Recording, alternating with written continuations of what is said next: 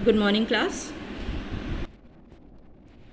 Students. आज lesson number 8 त्रिकोणमिति का परिचय पढ़ेंगे। त्रिकोणमिति यानी ट्रिग्नोमेट्री। ओके, तो मैंने ये जो आपके ये लिखे हुए हैं सारे, ये कहलाते हैं त्रिकोणमितीय अनुपात। तो ये होते क्या हैं?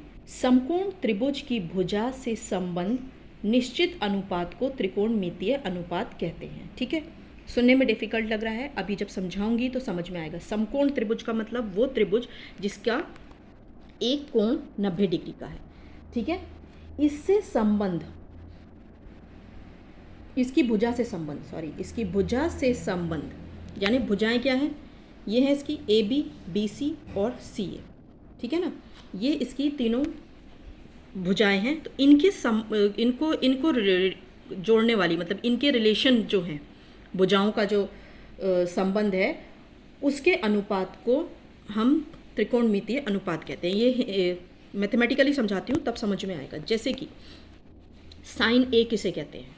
साइन बोलते हैं इसको। ठीक है, साइन ए बी सी, ये 90 डिग्री का कोण है, ये एंगल ए है। ठीक है,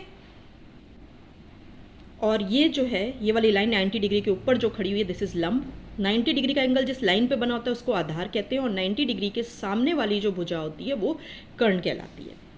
ठीक है, इसे मैंने नाम कर दिया ए बी सी। तो ये सारे रेशियो जो निकलेंगे ना, वो इस एंगल के टर्म्स में निकाल रखे हैं मैंने, साइन ए।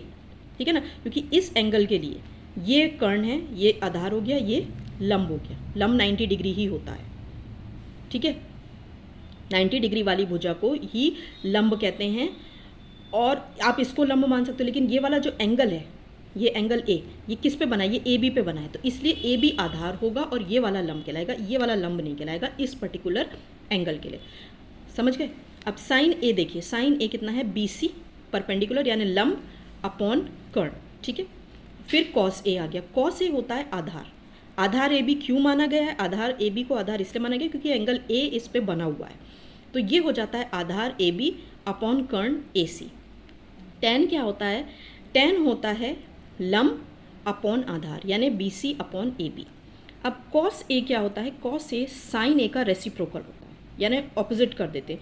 ए सी ऊपर चला गया, बी सी नीचे आ गया, यानी ऊपर आएगा कर्ण, ठीक है, और नीचे आ जाएगा लंब। सेक जो होता है वो कॉस ए का इन्वर्स हो जाता है, यानी ए सी ऊपर, कर्ण ऊपर और ए बी नीचे। ए बी क्या है? आधार। और कॉट ए क्या? टेन ए का ऑपोजिट हो जाएगा, रेसिप्रोकल हो जाएगा, यानी ए बी ऊपर यानी आधार ऊपर गया और लंब नीचे आ गया। ठीक है, तो ये आपके त्रिकोणमितीय अनुपात हैं।